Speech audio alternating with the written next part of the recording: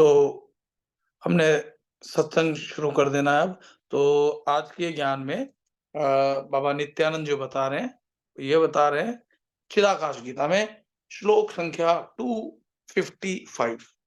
तो इसमें बड़े बाबा कह रहे हैं कि मनुष्य कागज पे लिखना सीख जाता है, बाद में रेत में अक्षर लिखने की जरूरत नहीं रहती। यानी जब कागज पे सीख गया तो रेत पे लिखने की क्या आवश्यकता है, और भूमि पर लिखने की भी आवश्यकता नहीं रहती। उसी तरह मनुष्य एक बार ब्रह्म के दर्शन करे, जो ब्रह्म गुणातीत है। गुणातीत से मतलब 3 गुणों से परे जो है, ठीक है ना? 3 गुणों से जो परे है, उस ब्रह्मातीत, उस गुणातीत ब्रह्म को एक बार दर्शन जो कर ले, बाद में उसे पंख जैसे हल्के ब्रह्म के साथ उतरने की आवश्यकता नहीं है। दूध एक बार छाछ बन जाए, बाद में छाछ को दूध में परिवर्तित कर सकते हैं? पूछ रहे हैं, यहाँ पे क्वेश्चन मार्क है ना। तो स्पष्टीकरण में समझते हैं कि कि एक बार मनुष्य कागज पे लिखना सीख जाता है, बाद में उसे रेत में अक्षर लिखने की जरूरत नहीं है। उसी तरह मनुष्य एक बार गुणातीत ब्रह्म को सिद्ध करे, बाद में उसे गुणों वाले ब्रह्म की ओर जाने की जरूरत नहीं है। तो अब यहाँ समझ लो, कई लोग शुरू में जो नहीं जुड़े हुए थे हमारे साथ, उनके लिए है। वो लिख ले 255 नंबर श्लोक। जो शुरू में जुड़े थे और बाद में इस बात को नहीं समझने के कारण वो छोड़ गए। क्या, और यही बात मैं शुरू से कह रहा था, आप इसको समझ लो। आप लोग समझ गए थे, इसीलिए अभी हो।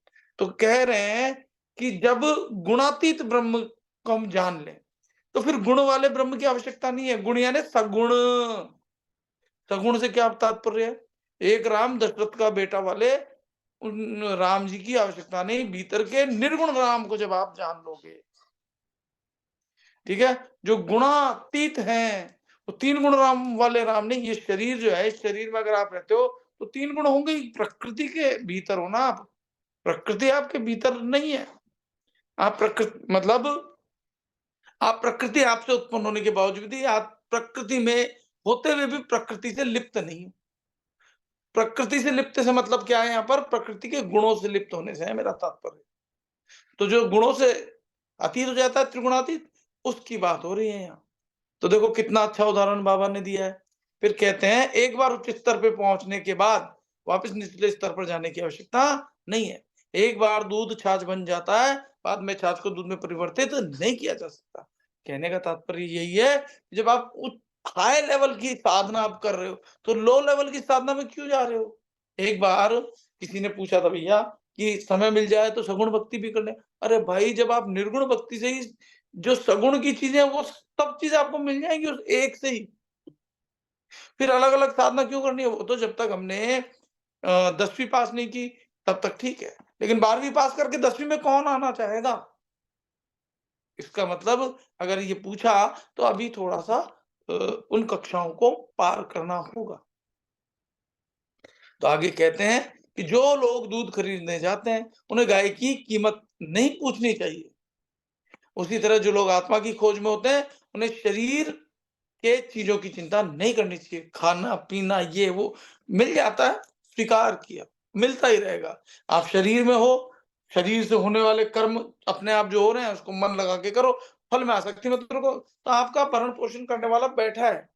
मैंने शायद सुबह भी सुनाया था, एक बार फिर सुना देता हूँ कि एक बार एक व्यक्ति बहुत बड़ा भक्त होता है, भगवान भक्त ये समझाने के लिए।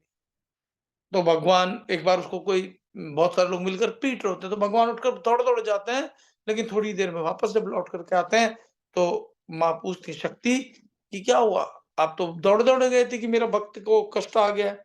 बोले अब ज़रूरत नहीं है, क्योंकि उसने पत्थर उठा लिया है। तो जब आप खुद समझदार बनते हो ना, तो भगवान वापस लौट जाते हैं। जो सच्चा व्यक्ति है, उसके साथ कोई भी अन्याय करेगा, मैं यकीन दिलाता हूँ भगवान उसके अपने आप उसका जो है, जो भी उसकी सजा हो या न्याय हो, वो कर देते हैं। और ये बिल्कुल सत्य है। एक बार नहीं, कई बार अनुभव कीजिए। आप भी करोगे जब आप यहाँ टॉप फ्लोर पर पहुँच जाओगे। ये निचले फ्लोरों से ऊपर उठोगे, यहाँ पहुँच जाओगे, ध्यान आपको यहाँ करते-करते भीतर ये सारी चेतना यहाँ आ जाएगी, अपने आप आ जाएगी, ठीक है? आपका ध्यान अपने आप ऊपर की ओर उठना शुरू हो जाएगा। जिस दिन आप इस चलो कल बताएँगे, वो अभी नहीं बताएँगे, क्योंकि शिवरात्रि के लिए भी जो आज चेतना भीतर उठी है, तो कल बताएंगे, ठीक है। तो कहते हैं कि जो लोग दूध खरीदने जाते हैं उन्हें गाय की कीमत नहीं पूछनी चाहिए। उसी तरह जो आत्मा को जानना चाहते हैं उन्हें शरीर की चीजों की चिंता नहीं करनी चाहिए ज्यादा। जिसने आत्मा को सिद्ध किया है वे नारियल के सूखे कोपरे जैसा है, मतलब उसे शरीर से लगाव नहीं होता है। अगर आपका ये लगाव धीरे-धीरे कम होता चला गया, कम होता चला गया। कम होने से मतलब ये नहीं, देखो एक चीज़ मैं आपको स्पष्ट और समझा दूँ कि जो किसी का नहीं होता वो सबका हो जाता है। वो सबसे प्रेम होता है उसको। ठीक इसी प्रकार से जब शरीर से लगाव नहीं होता तो शरीर का ज़्यादा ख्याल रख पाते हो आप। और जितना आप लगाव आसक्ति करते हो शरीर का ख्याल भी नहीं कर पाते हो। जितना ज़्यादा आसक्ति होती है लोग ज़्यादा बीमार वही मिलते हैं आप। लगाव मतलब देखो अनकंडीशनल लव और कंडीशनल लव में फ़र्क है।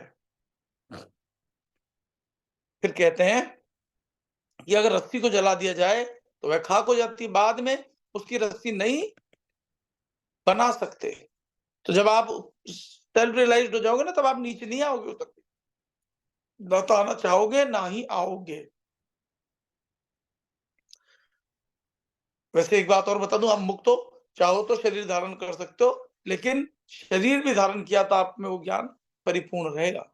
वैसे जरूरत नहीं पड़ेगी अगर आपको लगता है लोक कल्याण के लिए कि भाई ज्ञान देने के लिए आना चाहिए, शरीर की आवश्यकता है, ज्ञान कैसे दोगे? और सामने वाला के स्तर पे आके आपको ज्ञान देना होगा ना। लेकिन तात्पर्य सिर्फ इतना है कि उस परम सुख को पाने के बाद कोई भी नीचे के सुख दुख में नहीं आना चाहेगा। कोई व्यक्ति दूसरे का बुरा नहीं कर सकेगा जब उस स्थिति में पहुंच जाओगे तो। मनुष्य अच्छा या बुरा अपने विचारों से होता है। हम किसी व्यक्ति को किसी बात के लिए वजह माने तो उसका सूक्ष्म अर्थ है नाव को चलाने के लिए हाथ से धक्का मारना पड़े। उसी तरह कोई व्यक्ति ऐसा होना चाहिए जो आत्मज्ञान के लिए गुरु बन सके। क्योंकि अभी आपकी वो स्थिति, समझना बात को, अभी वो स्थिति बनने के लिए कोई ऐसा व्यक्ति हो जो आपकी भाषा बोलता हो, आपको उस आपके स्तर पे आके समझा सके। इसलिए यहाँ पे कहा है कि ऐसे व्यक्ति की ज़रूरत पड़ती है उस, ठीक है ना? तो उसी तरह कोई व्यक्ति ऐसा होना चाहिए जो आत्मज्ञान के लिए गुरु बन सके। जिसने आत्मा का ज्ञान किया हो वही आपको बता सकेगा। नहीं तो लोग बाग इसी बात पे झगड़ते रहेंगे, नहीं आपने तो सगुण वाले भगवान है, वही भगवान है, वो उसी में उलझा रहेगा। और वो नहीं बढ़ेगा। हाँ, उसकी जब ठोकर खा के ठाकुर बन जाएगा, तब हो सकता है वो समझ पाए। आगे कहते हैं कि जिस तरह आत्मा शरीर में होती है, हमारे पाँव कीचड़ से गंदे हुए हैं, तो वह साफ करने के लिए जहाँ पानी होता है, वहाँ जाना पड़ता है।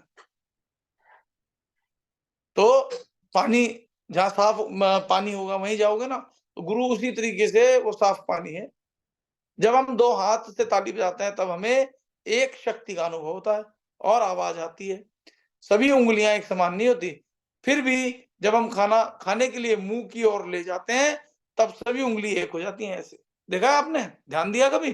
जैसे कुछ भी खा रहे हो तो इस पाँचों मिल जाती हैं। मिल जाती है ना? ये अभी अलग-अलग हैं, लेकिन भोजन करना है तो पिक करने के लिए ऐसे करना पड़ेगा। सब मिल जाएँगी। उसी तरह जैसे अनुभव बढ़ता है, वैसे अविभाज्य के दर्शन होते हैं। जैसे-जैसे आपके भीतर की अनुभूतियाँ बढ़ती जाएगी, अनुभव बढ़ता जाएगा, ज्ञान बढ़ता जाएगा, विवेक, वैराग्य उत्पन्न होता जाएगा, तो आप पाओगे, अरे ये तो अखंडित है, अविभाज्य है, अखंड मंडलाकारम व्याप्तम येन चराचरम, वो सब जगह व्याप्त है। जो गुरु की महिमा गई है, तो गुरु और गोविंद अलग-अलग है ही नहीं। गुरु गोविंद दो कड़े काके लागू पाए, वो दोनों एक ही हैं एक्चुअल में। तो इसीलिए तो इस दोहे में भी कह रहे कि अखंड मंडलाकारम व्याप्तम येन चराचरम, वो गुरु तत्व चर अचर सब जगह विद्यमान है। अभी तक हम खंडित गुरुओं को देखते आए हैं। अब खंड के रूप में देखो तो ये शरीर तो खंडित ही है, ये मेरा शरीर तो आपका भी एक शरीर है, ये खंड है। लेकिन इसके भीतर जो परमात्मा आत्मा है वही जो, ये मन जब ऊपर उठ जाएगा, हनुमान जब बन जाएगा तो गुरुदेव की नाई, वो गुरुदेव की तरह आपको जो है उस राम से जोड़ देगा। ठीक है ना? फिर कहते हैं गुरु पर की श्रद्धा लोमड़ी की आवाज जैसी होती है। जिस तरह सब लोमड़ियों की आवाज एक समान होती है, उसी तरह सभी संतों के हृदय एक समान होते हैं। बिल्कुल ठीक है, 200% ठीक है। क्योंकि जो बात गीता में भगवान श्री कृष्ण कह रहे हैं, वही बात मिल रही है यहाँ, और जो कबीर साहब ने कहा था, बिल्कुल वही मिल रही है। वहाँ कहीं मूर्ति पूजा के लिए नहीं कहा, ना गीता में, ना कबीर साहब ने, और ना ही नित्यानंद बाबा ने। वो तो सिर्फ आत्मा, आत्मा, आत्मा की ही बात कर रहे हैं। तो जो ये जितने भी संत है ना, उनकी आवाज जैसे सियार, सभी सियारों की आवाज एक होती है, उसी प्रकार से जो शरीर में अलग अलग दिखते गुरु हैं, उनका ज्ञान एक ही होता है। क्या आप मेरी बात से सहमत हो? जो कहने को मैं मेरी बात कह रहा हूं, पर है तो ये संतों की बात। सहमत हो? हाँ जी या ना जी? सिर्फ एक ही का ही मत मुझे मिल रहा है, कोई बात नहीं। सहमत होगे तो अच्छी बात है, नहीं होगे तो अपने अनुभूति से हो जाना। बाकी सब लोगों ने आज वीडियो बंद कर रखा है, कोई बात नहीं। जैसे जैसा गुरु वैसे चेले, जैसे चेले वैसा गुरु। आगे बढ़ते हैं। तो कहते हैं कि जिस तरह से कुएं में जल हर सतह पर एक समान होता है।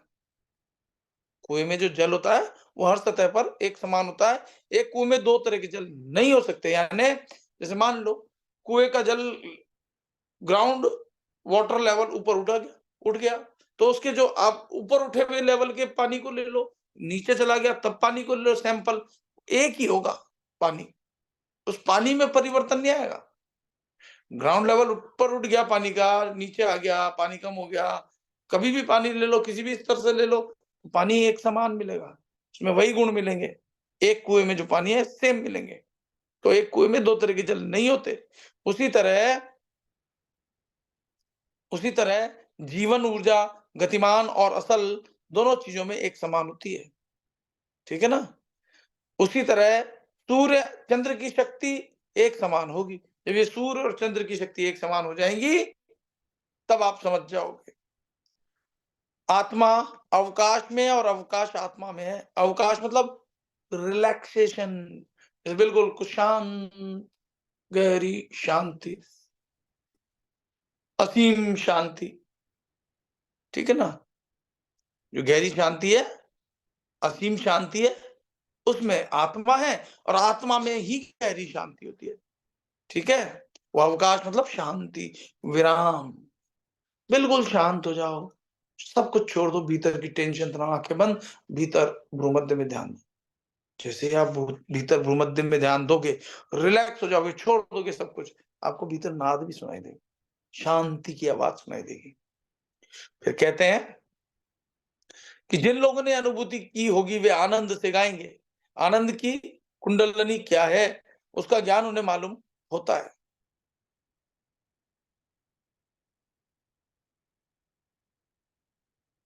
आनंद की कुंडली मतलब मनुष्य के में आनंद करने वाली सर्पाकार गति से आगे बढ़ती है। ऐसे मनुष्य कुंडलनी कहाँ है, वह ढूंढने के लिए प्रयास करेंगे। जैसे मुझे होता है, कहीं होगा, आप लोगों को भी कभी हुआ होगा, ऐसे कुछ उठ रहा है, जैसे भीतर हुआ है किसी को कभी, कुछ धुएं जैसा या कुछ भाप जैसा, या कभी तो हुआ होगा। ओके। तो आगे कहते हैं कि ऐसे मनुष्य कुंडलनी कहाँ है, वह ढूंढने के लिए प्रयास करेंगे। कुंडलनी ढूंढने के बाद उसे प्राणायाम से जोड़ा जाएगा। उन लोगों को फिर से, वेरी गुड, अच्छी बात है। ऐसे मनुष्य कुंडलनी कहाँ है, वह ढूंढने के लिए प्रयास करेंगे। कुंडलनी ढूंढने के बाद उसे प्राणायाम से जोड़ा जाएगा, और उन लोगों को फिर से प्राणायाम के साथ जोड़ने का प्रयास करना चाहिए। उन लोगों को भक्ति का अनुभव करना चाहिए, उन लोगों को मुक्ति का साक्षात्कार करना चाहिए, उन लोगों को जन्म और मृत्यु पर विजय प्राप्त करना चाहिए, और सब भूल जाना चाहिए। व्यक्ति को मौत और उसके साथ जुड़ी हुई बातों के लिए विजय प्राप्त करनी है। देखो, मौत का मतलब क्या है? मौत हम समझते हैं शरीर छूट जाने पर हम सोचते हैं मर गए। ये शरीर ना छूट जाए, इस डर से, शरीर के साथ आसक्ति होने के कारण हमें डर लगता है। जीवन में जितने भी भय है ना, वो छूट जाने का भय है। अभी शरीर पर कोई प्रहार किया जाए तो आदमी डरता है, इसलिए डरता है शरीर ना छूट जाए। शरीर को और आसक्ति होने के कारण दर्द भी होता है। जब आप गहरी नींद में होते हो, तो गहरी नींद में कहाँ डर लगता है? सांप आए, बिच्छू आए, बगल में आग लग रही हो, कहाँ डर लगता है? क्योंकि आपको अपना अस्तित्व का भान ही नहीं होता उस वक्त, आप हो या नहीं हो। आप नहीं हो का मतलब यह है कि उस वक़्त आपका मन जो है वो विलीन हो चुका होता है। लेकिन आत्मा तो होती है, अगर आत्मा ना हो तो आप ज़िंदा नहीं रह सकते, क्योंकि आत्मा होती है इसलिए साँस अपने आप चलती रहती है, प्राणायाम। खैर आगे बढ़ते हैं, फिर कहते हैं व्यक्ति को मौत और उसके साथ जुड़ी हुई बातों के लिए विजय प्राप्त करना चाहिए। व्यक्ति को माया के सत्य स्वरूप को समझना चाहिए। माया के सत्य स्वरूप क्या है? माया का सत्य स्वरूप है, माया यानी संसार। उसका सत्य स्वरूप यह है कि संसार में एक ही चीज़ स्थायी और वो है बदलाव, परिवर्तनशीलता।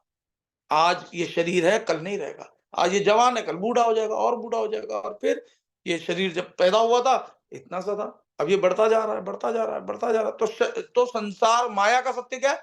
माया का सत्य यही है कि बदलता रहता है। और जो वास्तविक सत्य है वो क्या है? वो है आत्मा। वो कभी नहीं बदलती। आप इतने से थे, तो भी आत्मा ऐसी ही थी, जैसी अभी है। जो खाना खा कर के आपको फीलिंग, लड्डू खाओगे जैसी फीलिंग आती है, वो बचपन में भी वैसी ही आती थी जैसी अब आती है। अच्छा लड्डू होता था, अच्छी फीलिंग आती थी, खराब होता था तो खराब फीलिंग आती थी। वो की वही फीलिंग आज भी भय लगता है, तो आत्मा वही है महसूस करने वाली, उसमें परिवर्तन नहीं है। तो जो अपरिवर्तनशील है, जो अविनाशी है, जिसका नाश नहीं होना, वो परम सत्य है, और जो बदलता रहता है, वो सत्य है माया का। तो हमें माया से परे जाना है। फिर कहते हैं कि परमात्मा महाराज के साथ एकाकार हो जाओ। हे मन, मन के लिए कह रहे हैं। मन मैं पहले भी बता चुका हूं कि मन को सत्य से जोड़ोगे, सत्य क्या है? आत्मा। तो मन को आत्मा से जोड़ोगे तो क्या उत्पन्न होगा? आनंद। तो मन क्या है? मन क्या है? चित्त, चिति शक्ति। प्योर फॉर्म में मन को चित्त कहते हैं। तो चिति शक्ति जब सत्य से जुड़ेगी तो सत्य चित्त, उत्पत्ति किसकी होगी? आनंद की। और वो आनंद कौन सा होगा?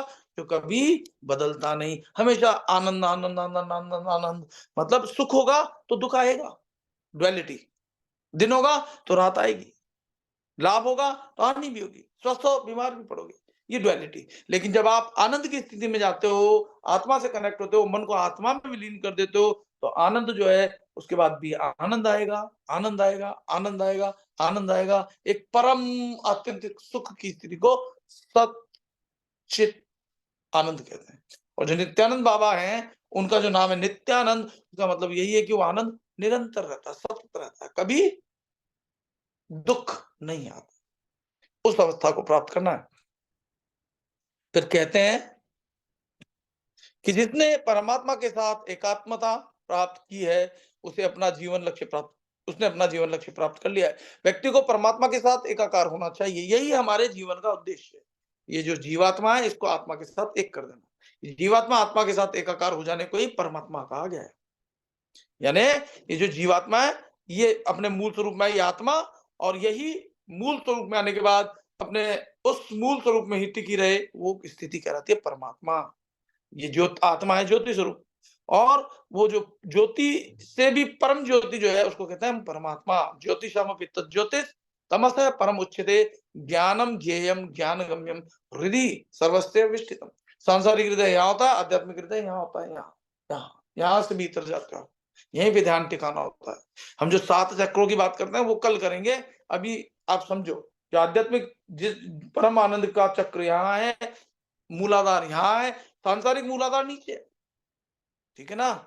जहाँ हमारी एनस मसल है, फिर जहाँ जनैकल मसल वहाँ स्वादिष्ठान है, मणिपुर चक्र जहाँ पेट की नाभि है वहाँ है, अनाहत चक्र यहाँ है, विशुद्धि चक्र यहाँ है, आज्ञा चक्र यहाँ है, और सहस्त्रार चक्र यहाँ है। लेकिन आध्यात्मिक यानी माया से ऊपर जो उठने वाला मूलाधार चक्र वो गले में है, और उससे ऊपर जो है स्वादिष्ठान, और ये यानी 2 तरह के मार्ग होते हैं। एक संसार में वृद्धि को प्राप्त करने वाला, ऐश्वर्य को प्राप्त करने वाला, एक आध्यात्मिक में ऊपर उठने वाला। इसीलिए भगवान शिव के यहाँ सर्प दिखाते हैं, क्योंकि सर्प जो है वो है कुंडलनी।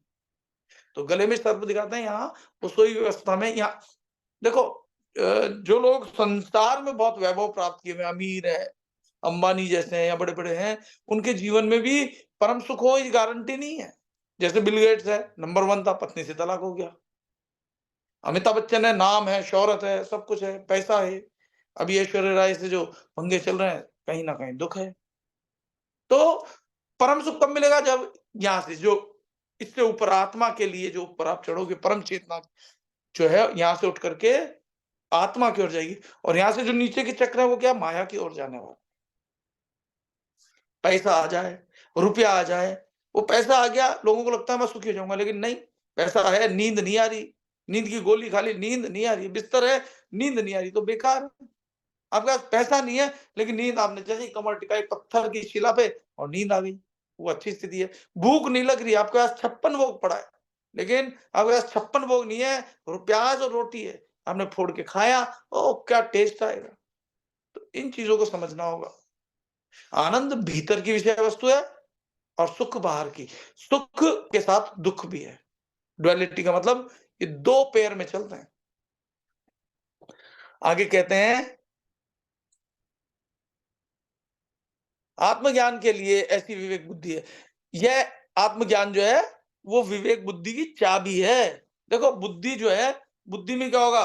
कुबुद्धि भी होगी, बुद्धि भी बुद्धि है और कुबुद्धि भी बुद्धि है। लेकिन विवेक बुद्धि ऐसी है जो बिल्कुल सही का निर्णय करती है। विवेक का मतलब होता है कि दूध और पानी को अलग-अलग कर देना। हंस स्थिति को कहते हैं। हंस में एक खास बात होती है, वो दूध का दूध और पानी का पानी कर देता है। फिर कहते हैं कि खजाना रखने वाले को खजाने की चाबी के लिए हमेशा सतर्क रहना चाहिए। उसे उसी तरह बुद्धि को दिमाग में केंद्रित करना चाहिए। बुद्धि को दिमाग में केंद्रित करना चाहिए। दिमाग से यहाँ पर तात्पर्य मन है। मन के प्रति सचेत रहना चाहिए, क्योंकि मन गड़बड़ घोटाले करता है। मन ही आपको शुगर है, मन कहेगा कि मिठाई खा लो, आप खा भी ले, तो मैंने देखा है लोगों के पैर तक कट गए हैं, पैर तक, क्योंकि घाव नहीं भरता। इंसुलिन लगा रहे हैं, घाव नहीं भर रहा, मस्त, फिर जब पैर कट जाता तब पछताते हैं। ये मन करता है जो कुछ करता, मन ही करता और मन ही भोगता। इस मन को आपने साध लिया तो ये हनुमान की तरह हो जाएगा, और मन को साध लिया तो ये राम से एक कर देगा आपको। मन को नहीं साधा तो ये आपको नीचे गिरा देगा। मन, आगे कहते हैं कि पानी जब तक अग्नि पर हो तब तक ही गर्म रहता है, लेकिन पानी का बर्तन जैसे ही भूमि पर रखा जाता है तो वो ठंडा होना शुरू हो जाता है। हमारी बुद्धि अग्नि पर रखे गर्म पानी के जैसी होनी चाहिए। उसी तरह श्रद्धा अचल होनी चाहिए। कहने का मतलब ये, हमारी बुद्धि जैसे अग्नि का ताप नीचे नहीं रखना चाहिए, यानी बुद्धि को हमेशा शुद्ध रखना चाहिए। अग्नि को शुद्ध माना जाता है ना, इसलिए तो हमें हमेशा हमारे मन को आत्मा में लगाना चाहिए। मन यानी चित्त। देखो मन का प्योर फॉर्म कहलाता है चित्त, है ना, और आत्मा कहलाती है सत्य। देखो कहते हैं ना राम नाम सत्य है, तो राम नाम किसका है? आत्मा का। हम शरीर वाले राम को राम समझते हैं। राम भी 4 प्रकार के हैं। वो आज मैं इसलिए रिपीट कर रहा हूँ क्योंकि हो सकता है कुछ लोग आज नए हो। राम 4 प्रकार के हैं। झगड़े जो इन 4 प्रकार को नहीं समझने के कारण है। एक राम दशरथ का बेटा, एक राम घट-घट में बैठा। जो घट में बैठा है ना आपके, उस राम को जानो। क्योंकि जो बाहर हम मूर्ति या तस्वीर की पूजा करेंगे, उस पे मक्खी बैठ जाए, वो मूर्ति तो मक्खी नहीं उड़ा सकती, वो आपके कैसे दुःख दूर करेगी? हाँ, शुरुआत में जब आप नहीं जानते हो, तो जैसे बच्चे को शुरुआत में ए फॉर एप्पल सिखाया जाता है, तो शुरुआत में आपको सिखाने के लिए क्या करना होगा, बच्चे को बेटा ये दीपक लगाओ, ये तस्वीर है, ऐसे पानी की छींटे दो, स्नान कराओ, ऐसे तिलक लगाओ, ऐसे है ना, वस्त्रम समर्पयामि, ऐसे मोली का धागा रख दो या वस्त्र का टुकड़ा रख दो, है ना? पुष्पम समर्पयामि, ऐसे पुष्प समर्पित कर दो। ये सिखाने के लिए करते हैं ताकि प्रेम बढ़े भगवान के प्रति। लेकिन वो भगवान जो है वास्तव में कौन है? भीतर है। भगवान कभी बूढ़े नहीं होते। राम जी हैं, 16 साल के बाद जवान ही दिखाएँगे। इसका मतलब क्या होता है? आत्मा नहीं बदलती। लेकिन अगर हम नहीं समझे तो लड़ेंगे, क्योंकि भगवान, कोई कहेगा कि भगवान मंदिर में होता है। मैं कहता हूँ क्या भगवान मंदिर में ही है? अगर सिर्फ भगवान मंदिर में है तो भगवान तो छोटा होगा। भगवान सब जगह है। गीता में कहा है ना भगवान कृष्ण ने कि यो माम पश्यति सर्वत्र सर्वम मयि च पश्यति तस्याहं न प्रणश्यामि स च मे न प्रणश्यति, कि अर्जुन जो मुझे सब में सब जगह विद्यमान देखता है, उसके लिए मैं अदृश्य नहीं और वो मेरे लिए अदृश्य नहीं है। इस चीज को समझना होगा। जो सब में भगवान को देखेगा, आत्मा को, क्योंकि मुझ में भी आत्मा है, जितने लोग आप सुन रहे हो उनमें भी आत्मा है। ये कहने वाला भी वो परमात्मा के माध्यम से ही हो रहा है और सुनने वाले भी परमात्मा के माध्यम से ही आप सुन रहे हो। तो सुनने वाला भी भगवान और कहने वाला भी भगवान। ठीक है ना? गड़बड़ जो बीच में कर रहा है वो मन कर रहा है। खैर आगे बढ़ते हैं। कहते हैं कि हमारी बुद्धि अग्नि पर रखे गर्म बर्तन जैसी होनी चाहिए, उसी तरह श्रद्धा अचल होनी चाहिए, हिले ना, डगमगाए ना, श्रद्धा पूरी हो। जीव कमरे में बंधे बछड़े जैसा होता है। बछड़ा हरदम कमरे में से बाहर निकलने के लिए तत्पर रहता है, उसी तरह जीव ज्ञान का अमृत पीने के लिए हरदम तत्पर रहता है। कहने का मतलब यह है, ज्ञान का मतलब क्या होता है? वास्तव में ज्ञान मिल जाए तो आपको सुख मिल जाएगा, और वास्तव में हर आदमी चाहता क्या है? सुख। कोई चाहता है कि बहुत पैसा हो। अरे भाई मिलेगा क्या? कि पैसा होगा तो सुख मिलेगा। कैसे? मैं बंगला खरीद लूँगा, मैं कपड़े खरीद लूँगा, मैं गहने खरीद लूँगा। औरतों को गहनों से बड़ा प्यार होता है। साड़ी, गहने, मैं ये खरीद लूँगा। लेकिन आपने पैसा आ गया, तो पैसे से सुख नहीं मिला, क्योंकि आँख में दर्द है आज पूरे दिन से, और आँख में क्या करूँ, ड्रॉप भी डाल ली, ठीक नहीं है। तो नहीं मिला ना सुख। सुख आप हो अविनाशी, आप चाहते हो सुख किससे? नाशवान से। संभव नहीं है। तो आपको आनंद मिलेगा, सुख, पक्का सुख किससे मिलेगा? आपको आत्मा में मेडिटेशन करना होगा, यहाँ ध्यान टिकाना होगा। और कल जो शिवरात्रि होगी उसमें मैं आपको नीचे के चक्रों से ऊपर लेके आऊँगा, वो कल बात करेंगे। अभी हम बहुत हायर साधना की बात कर रहे हैं, इसलिए यहीं पे चलते हैं। तो स्पष्टीकरण में जो बड़े बाबा की कृपा से यहाँ पर स्पष्टीकरण जो किया गया है लोगों द्वारा, वो ये है, गाय के दूध खरीदने के लिए जाने वाले मनुष्य को गाय की कीमत नहीं पूछनी चाहिए। उसी तरह आत्मा की खोज में निकले मनुष्य को शरीर के बारे में चिंता नहीं करनी चाहिए। उसके लिए शरीर के बारे में सोचने के लिए धर्म ही नहीं है उसका। साक्षात्कार करने वाले मानवी नारियल के खोपड़े जैसे कठोर हैं, मतलब उसे शरीर से लगाव नहीं होता। एक बार रस्सी जलाकर खाक कर दो, तो फिर उसको उपयोग में नहीं ला सकते रस्सी के रूप में। एक बार इच्छाओं को जला दिया जाए, तो फिर हमें परेशान नहीं करती। इच्छाओं को जलाने का पीछे भी मैंने कोडिंग आपको डिकोड कर दी है कि इच्छा क्या है? भीतर जो आपकी इच्छाएँ हैं, वही कामदेव हैं। आप शिव कब बनोगे? जब आँखें बाहर की संसार की तो बंद करोगे। शिव क्या करते हैं? आँखें बंद रखते हैं, इसलिए शिव है। तो भीतर का नेत्र खुलता है, तो भीतर जब तपोअग्नि जागृत होती है, तो आपकी कामदेव यानी कामना, इच्छाएँ नष्ट हो जाती हैं। जैसे इच्छाएँ नष्ट होती है, आप सुखी हो जाते, आप शिव बन जाते हो। जो ये बाहर की आंखें खुली रखता है, ध्यान नहीं करता है, वो शव बन जाता है। सभी शवत्व की ओर जा रहे हो ना? शिवत्व की ओर जाना है हमें। जो आंखें खुली रखता है, वो बुद्धू बन जाता है, और जो आंखें बंद करेगा, मेडिटेशन करेगा बार-बार, वो क्या बनेगा? बुद्ध। अब बुद्धू बनना है या बुद्ध, ये मर्ज़ी है आपकी। आपको जीव रहना है या शिव बनना है? क्योंकि आत्मा रहना है, जीवात्मा रहना है, या आत्मा या आत्मा रहना है या परमात्मा बनना है, ये आपके ऊपर निर्भर करता है। फिर कहते हैं आध्यात्मिक मार्ग पर आगे बढ़ने के लिए इच्छा रखने वाले मनुष्य को शुरू में गुरु की आवश्यकता रहती है, लेकिन जब आपको भीतर के सद्गुरु मिल जाएंगे, ये शरीर वाला गुरु जो है, फिर इसकी आवश्यकता नहीं रहेगी। फिर आपके भीतर जो सद्गुरु का मतलब क्या होता है? सत्य गुरु, जो सत्य का, सत्य क्या है? आत्मा। वो अविनाशी, वो मरती नहीं है। गीता के दूसरे अध्याय में कहा ना, नैनम छिन्दन्ति शस्त्राणि नैनम दहति पावक, कि आत्मा को कोई मार नहीं सकता, कोई शस्त्र काट नहीं सकता है, पानी गीला नहीं कर सकता है, अग्नि जला नहीं सकता है, हवा सुखा नहीं सकती है। तो वो आत्मा है अविनाशी, वो है असली राम, नाम सत्य है। सत्य जो है वही शिव है, वही सुंदर है। सत्यम शिवम सुंदरम। तो उस शिव को जानो, ठीक है? बाहर मूर्ति वाले शिव के प्रति आस्था रखता है, क्यों? क्योंकि असली शिव के संकेत के रूप में हम उनकी उनकी ध्यान, उपासना, पूजा आदि करते हैं। खैर, फिर कहते हैं आत्मा से शरीर का अलगाव नहीं होता। हमारा शरीर कीचड़ से गंदा हुआ तो उसे अ, साफ करने के लिए वहां जाना पड़ेगा जहां पानी होता है। इसी तरह हम पानी के पास जाते हैं और डरते हैं, तो कीचड़ किस तरह धोएंगे? उसी तरह मनुष्य का मन अशुद्ध है, वह अशुद्धियां दूर करने के लिए किसी भी प्रकार की साधना करनी चाहिए। अगर मनुष्य को योगाभ्यास करने से डर लगता हो, तो मन की शुद्धि किस तरह से हो सकती है?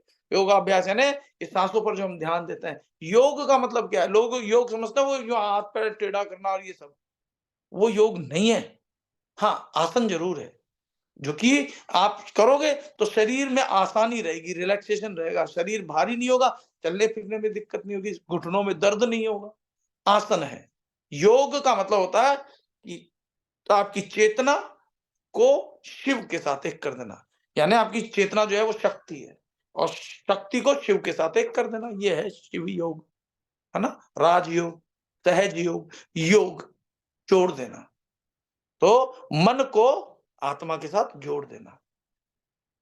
ताली बजाने के लिए 2 हाथों की आवश्यकता रहती है। एक हाथ से ताली की आवाज़ नहीं आती है। दोनों हाथ साथ मिले तो ही ताली की आवाज़ होती है। जीव और शिव दोनों अलग-अलग हैं। मन और बुद्धि अलग हो तो मनुष्य साक्षात्कार नहीं कर सकता। लेकिन जब ये एक हो जाते हैं, तब साक्षात्कार कर सकता है। और ईश्वर के परम सुख की प्राप्ति नहीं होती है जब तक अलग-अलग रहते हैं। तो ईश्वर का जीव और शिव जब एक हो, तब मनुष्य उसके चारों ओर ब्रह्मांड को अंकुशित करने के लिए सर्वशक्तिमान की उपस्थिति का अनुभव करता है।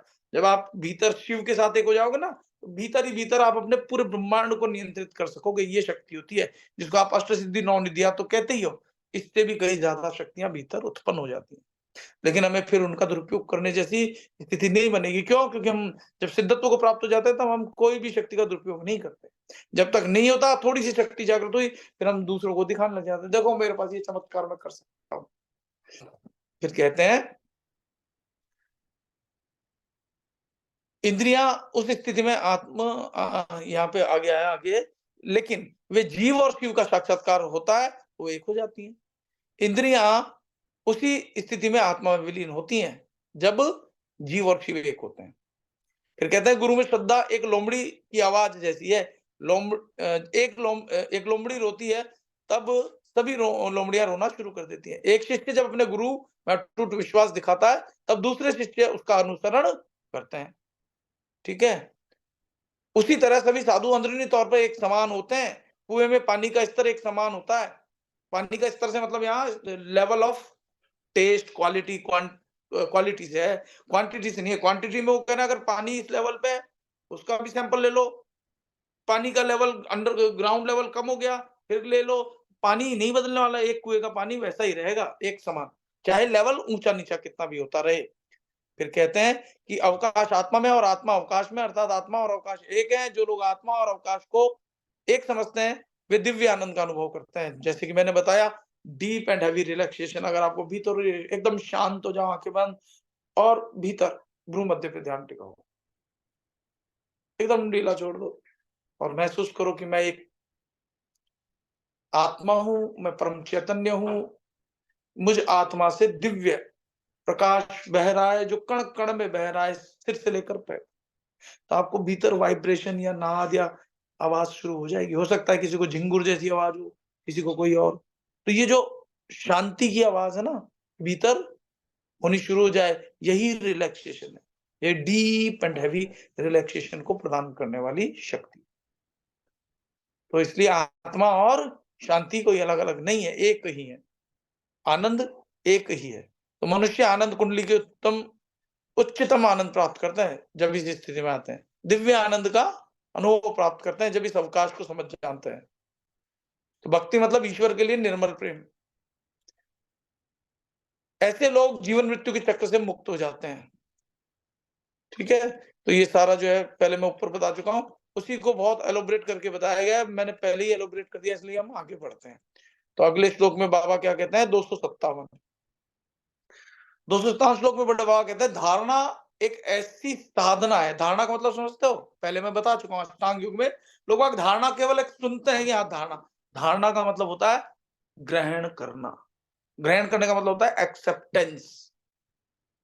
कोई भी व्यक्ति कैसा भी हो, पहले तुम उसको धारण तो करो अपनी तरफ से। दिमाग में मतलब, अरे यार ये तो खराब है, इससे बात नहीं करूंगा।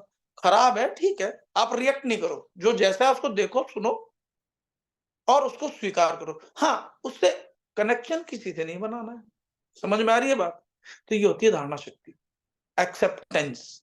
हम क्या होता है, जो बुरा होता है उसकी सुनना ही नहीं चाहते। मतलब आपके भीतर किसी ने कानों से किसी ने डाल दिया ये व्यक्ति खराब है, तो आप पहले पहले से ही धारणा बना लेते हो उसके प्रति। और वो पूर्वाग्रह वाली धारणा बना लेने से आप उससे ऐसा रिएक्शन करोगे, जिससे वो आपके साथ वैसा ही करेगा जैसा कि आपने सुना है। धारणा मुक्ति का मार्ग है, इसलिए धारणा शक्ति को जागृत करो। धारणा शक्ति, पहले तो धारणा मतलब जो कुछ है एज इट इज स्वीकार करो। फिर ध्यान, ध्यान दो, जो धारणा है, विचार है, अच्छे बुरे। फिर जब ध्यान करोगे, तो आपके भीतर जो अच्छी-अच्छी बातें हैं, जो सत्य सत्य है, सत्य की ओर आप बढ़ पाओगे। आप फ़र्क कर पाओगे, ये असत्य है, ये माया है, इससे अलग होना है, ये सत्य है, इसके साथ एक होना है। ये होती है धारणा शक्ति। धारणा के बाद ध्यान, उस पे फ़ोकस करना, उसका चिंतन करना ध्यान कहलाता है। और समाधि तीसरा है। समाधि का मतलब होता है समाधान। जितने भी जीवन की समस्याएँ हैं, वो अगर आप समाधान कर लो, तो वो समाधि कहलाती है, आनंद की स्थिति कहलाती है। धारणा परमेश्वर की प्राप्ति का मार्ग है। प्राण मतलब जीवन शक्ति स्थिर हो, उसके लिए धारणा एक साधना है।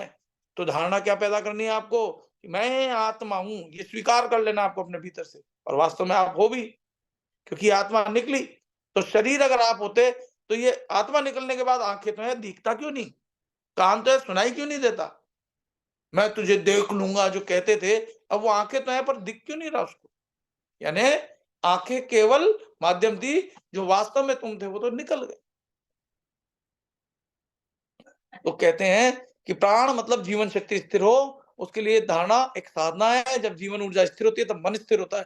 जब प्राण को ऊर्ध्व दिशा में ले जाता है, मैं पहले बता चुका हूं प्राण ऊर्ध्व दिशा में जाने का मतलब क्या है, अधोगति में जाने का मतलब क्या है। हम जो सांस ले रहे हैं, जो सांस आ रही है जा रही है, ये सांस, अगर हमारा सांसों पर ध्यान नहीं है तो ये अधोगति की ओर ले जाती है, संसार माया की ओर ले जाती है। लेकिन इसी सांस पर जब हम ध्यान करते रहते हैं और दोनों सांस बराबर हो जाती है, जिसको हम कहते हैं प्राण अपान समौ कृत्वा। प्राण और अपान, प्राण यानी सांस भीतर जाते हैं प्राण कहलाते हैं, बाहर आते हैं अपान कहलाते हैं। ये समान हो जाए, जितनी देर में भीतर जा रहे हैं उतनी ही देर में बाहर आए, तो समान सांस हो जाने से और दोनों नॉस्ट्रल से सांस बराबर आते जाते हैं, तो ये कहलाता है सुषुम्ना मार्ग जागृत होना। और सुषुम्ना मार्ग जब जागृत होता है तो ये आपकी शक्ति ऊर्ध्व गमन, ऊपर की ओर उठती है। पत्थर को ऊपर पहाड़ पे फेंकना कठिन है, पहाड़ के टॉप पे आप खड़े हो पत्थर को छोड़ देना, पत्थर अपने आप नीचे गिर जाएगा। तो हमें शुरुआत में क्या है, पत्थर को ऊपर फेंकने जैसा है चोटी पर। तो सांस जब हम लेते हैं तो तकलीफ महसूस करते हैं, थोड़ी देर में अगर कहूं सांस पे ध्यान दो, सांस लो सांस निकालो, सांस लो सांस निकालो, और ऐसा मैं 15 मिनट करता रहूं तो आपको तकलीफ होने लग जाएगी सांस लेने। क्यों? क्योंकि कठिन होता है, लेकिन चेतना उठती है। यही ऊर्ध्वगमन है प्राणों का, प्राण ऊपर उठने का। फिर आगे कहते हैं कि जब प्राण को ऊर्ध्व दिशा में ले जाते हैं तब ज्ञान हर एक नाड़ी में प्रवेश करता है। आपके 72,000 नाड़ियां है ना, हम तो सिर्फ 3 सुनते आ रहे हैं, ईड़ा पिंगला सुषुम्ना। ऐसे और भी बहुत सारी नाड़ियां हैं जिनके नाम भी हैं, सबके नाम तो याद रखना पॉसिबल भी नहीं है, मुश्किल है।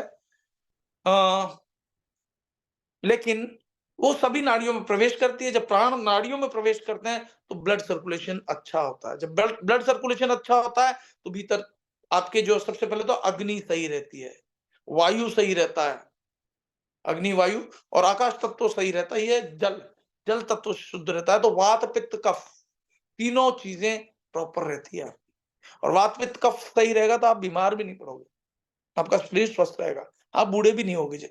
ठीक है, इसलिए प्राणायाम आप सीख जाओगे, प्राणायाम से शक्तियां जागृत होगी। ये सब चीजें धीरे धीरे सतत अभ्यास है। जो लोग रोज कर रहे हैं उनको तो पता है जो मैं कह रहा हूँ, जो लोग पहली बार हैं उनको कुछ पता चलेगा कुछ नहीं चलेगा।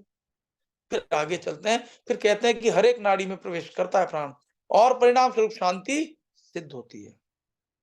प्रकृति और सूक्ष्म विवेक दोनों अलग होते हैं। योग मन की शांति से पैदा होती शक्तियां, क्षमा धैर्य जैसे गुणों को बुद्धि में अनुभव होता है। ये जो गुण है ना आपके भीतर, क्षमा दया करुणा, ये भीतर हैं, बस अभी पता नहीं है क्योंकि हम नीचे के मार्ग में जा रहे हैं, माया की ओर जा रहे हैं। फिर कहते हैं और ये जागृत हो जाता है, क्यों? क्योंकि नीचे का मार्ग छोड़ के आप ऊपर उठ गए।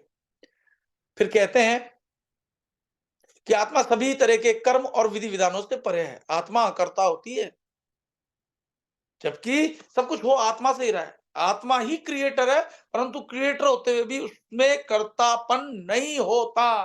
कर्तापन किस मतलब? मन में। इसलिए कहते हैं मन ही कर्ता और मन ही भोक्ता। फिर कह रहे हैं कर्म वही है जो परिणामों के लगाव के बिना किया जाए। असली कर्म वो है। कर्म अगर फल की इच्छा से किया जाता है तो फिर वो कर्म बंधन वाला होता है, बांध देता है, आप मुक्त नहीं हो पाते।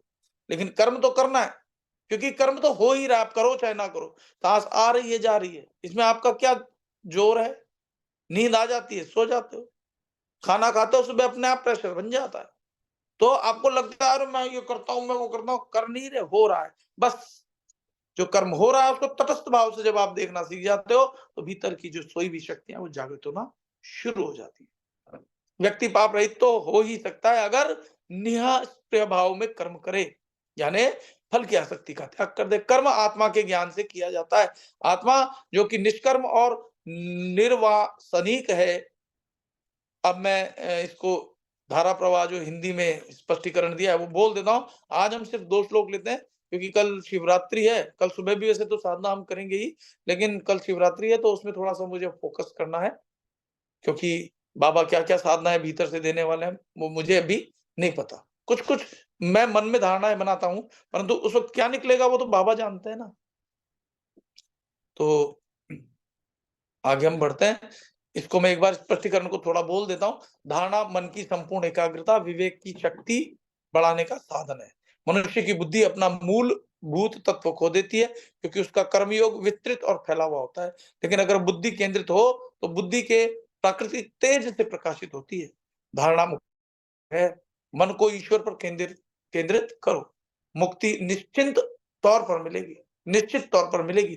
धारणा परमेश्वर प्राप्ति का मार्ग है। धारणा जीवन ऊर्जा स्थिर करने का साधन है। जब जीवन ऊर्जा स्थिर हो जाती है, तब मन स्थिर और एक केंद्रीय हो जाता है। जब प्राण मतलब जीवन ऊर्जा ऊर्ध्वगामी हो, तब ज्ञान में परिवर्तित होती है। प्राण जब ऊपर उठेंगे, अभी जो हम सांस लेते हैं वो सांस कहलाती है। ये सांस परिवर्तित हो जाएंगे जब ध्यान देते रहोगे, सुषुम्ना मार्ग खुल जाएगा, ईड़ा पिंगला बराबर चल रही होंगी। तो बीच जब ईड़ा पिंगला से मेरा तात्पर्य है चंद्र और सूर्य नाड़ी दोनों बराबर चल रही होंगी तो सुषुम्ना मार्ग खुलता है। ठीक है ना? यह ज्ञानामृत जैसे-जैसे विकसित होता है वैसे-वैसे शरीर की हर नाड़ी में प्रवेश करता है और व्यक्ति पूर्ण रूप से शांति प्राप्त करता है। ऐसी स्थिति में मनुष्य का सामान्य स्वभाव और सूक्ष्म खुद से अलग हो जाता है। जो लोग हरदम धारणा का अभ्यास करते हैं, उन्हें खुद में ब्रह्मांड को प्राप्त करने वाली शक्ति का विकास करना आ जाता है। अगर मनुष्य का मन एक केंद्रीय हो मतलब एक ही जगह टिका हो, तो नित्य मुक्ति का आनंद प्राप्त कर सकता है। आत्मा सभी कर्मों और विधि विधानों से परे है। कर्म वह है जो निष्क्रिय तौर पर किया जाता है। हम जो कर्म करते हैं वह भूल जाएं तो पाप नहीं होगा। कर्म याद रहता है मतलब फल की आसक्ति के कारण। कर्म वह है जो कि आत्मा के ज्ञान के साथ किया जाता है। आत्मा के ज्ञान के साथ मतलब क्या है? फल से निर्लिप्तता। आत्मा वह है जो कर्म रहित और निर्वासनिक है, वासना रहित है। तो आत्मा जो है अकर्ता है। अब हम ध्यान करेंगे, सभी लोग सीधे बैठ जाओ, कमर सीधी, गर्दन सीधी, आंखें बंद कर लो। एकदम सीधे बैठ जाओ। शरीर ढीला छोड़ दो, रीढ़ की हड्डी एकदम सीधी होनी चाहिए। कमर एकदम सीधी हो, गर्दन सीधी हो, आंखें बंद है, सांस आ रही है, जा रही है, उस पर ध्यान करो। जब सांस आ जा रही है तो सांस पूरी हो, गहरी हो और भ्रूमध्य यानी दोनों भौहों के बीच ध्यान टिकाना है। सांस लो और सांस निकालो। सांस लो, सांस निकालो। मैंने आपको गुरु मंत्र दिया हुआ है और गुरु मंत्र है आपको जो दिया है सांसों के साथ, एक सांस के साथ भीतर जा रहा है धीरे-धीरे, अघोर सद्योजात तत्पुरुष वामदेव ईशान। भ्रूमध्य पे ध्यान टिका रहे, दोनों भौहों के बीच में ध्यान टिका रहे, वहां से ध्यान नहीं हटे और आंखें नहीं खोलना, शरीर भी ना हिले। ऐसी स्थिति में सांस लो, अघोर सद्योजात तत्पुरुष वामदेव ईशान, फिर सांस निकालो, ध्यान भ्रूमध्य पे ही रहे। सांस के प्रति अवेयर हो लेकिन ध्यान भ्रूमध्य पे है। अघोर सद्योजात तत्पुरुष वामदेव ईशान। रिकॉर्डिंग बंद कर दीजिए। हाँ, ठीक है। और अब साधना शुरू हो गई है तो मैं रिकॉर्डिंग बंद कर रहा हूँ, क्योंकि साधना हम रिकॉर्डिंग में डालने का कोई मतलब नहीं है।